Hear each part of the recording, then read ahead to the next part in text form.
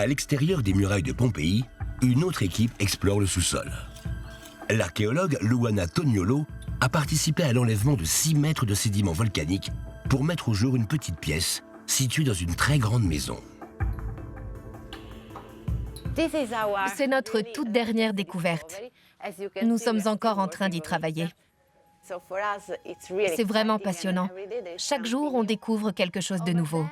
Là-haut, on peut voir une fenêtre par laquelle les cendres ont pénétré et recouvert les objets qui se trouvaient ici, ce qui les a préservés. Depuis les premières fouilles entreprises à Pompéi, il y a près de 300 ans, de nombreux squelettes figés dans les cendres volcaniques ont été découverts. Les chairs s'étaient décomposées. Il ne restait qu'un vide de la forme du corps autour des os. En coulant du plâtre dans la cavité, les archéologues arrivent à reconstituer la forme du corps. On utilise la même technique qu'il y a plus d'1 siècle parce que c'est vraiment la meilleure. Cette équipe utilise du plâtre pour reconstituer la forme des objets. Une fois que le plâtre est sec, ils peuvent gratter très délicatement les cendres qui l'entourent. Quand on coule le plâtre dans les trous, on ne sait pas de quoi il s'agit. Et là, c'est un lit qu'on a trouvé.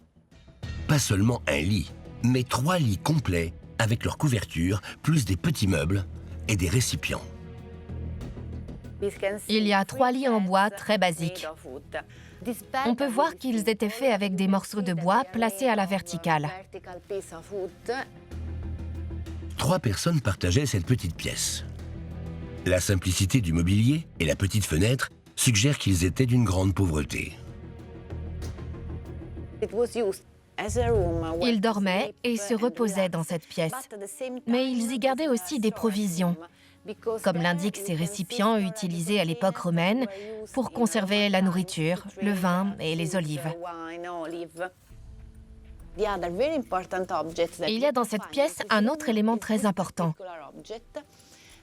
Cet élément permettait d'accrocher un chariot à des chevaux.